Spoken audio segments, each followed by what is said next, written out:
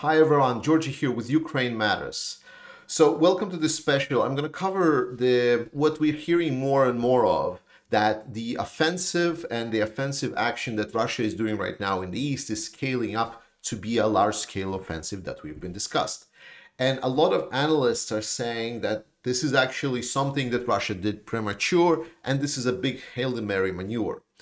What they essentially said is that this offensive is not going to be the same as we did before, because Russians do learn, and they do have Gerasimov, that is a person that maybe has some old and predictable tactics, but he does have some kind of military knowledge. He's not the person that doesn't know what he's doing. But we are seeing also that this is being followed up upon with a lot of political statements, like Putin saying that I'm going to bring a big present and victory for the year mark of the war, that he says I want to have Donbass by the March. And people are saying that December is not the ideal month to attack. The weather is scaling up to be quite warm. So Russia is going to be attacking in unfavorable conditions. And when you probably, like for a lot of Russian political leadership, when they look at the numbers, they see, oh, now we have double the number of personnel that we had at the start of the war.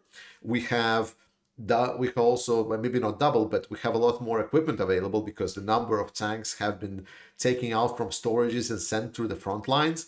Moreover, right now we're having also supply lines that are close to Donbass area, and we're concentrating on the east and the south direction. So like everything is for us. The problem is that the army that Russia right now is having, when you look past the paper, there is a lot of issues with that. Mostly it's based around mobilized personnel. And while they have some weapons, a lot of those weapons are quite old. Moreover, the month of February, as I said, is going to be quite warm, so they will be having trouble advancing forward. And most importantly, Ukraine is expected to receive the ground launch small diameter bombs from the United States of America. People are estimating they're going to be delivered in 9 months, but I've actually looked how this date was calculated, and I didn't really find any good explanation why is it 9 months. So some people assume that it was just people looked at like how busy Boeing and their production facilities are and saying, okay, if they just start producing once they have a window, and they're going to start producing, and like when the full batch is ready of what is ordered, then maybe they can deliver it like in 9 months. But to my understanding, that's quite ludicrous. Firstly, why it cannot be prioritized? It quite certainly be. Also, as far as I'm aware, it's a request for manufacturers, but it doesn't mean that they cannot take off the manufacturer's stock. If the manufacturer has something in stock, they can still supply it to Ukraine. So all in all, we might see that these long-range bombs will make it to Ukraine. And that's important because Russian offense, even whatever they're doing right now, is based only on one thing, on the logistical system that they have in place. They're able to essentially advance because they're pulling their reserves that they've hidden everywhere into their logistical systems to sustain the troops that are being pushed forward to their deaths towards Ukrainians. If and when the GLSDB comes to play in Ukraine, we might see the same effect that we saw as HIMARS made on the ground, completely disrupting the logistics and, well, sabotaging this whole operation.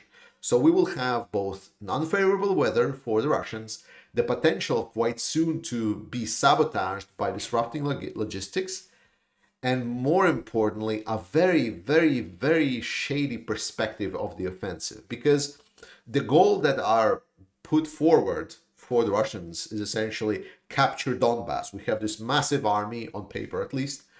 I want you to capture Donbass in a month. More military thinking analysts are saying that the goal of the Russian military right now is to prevent Ukrainian offensive.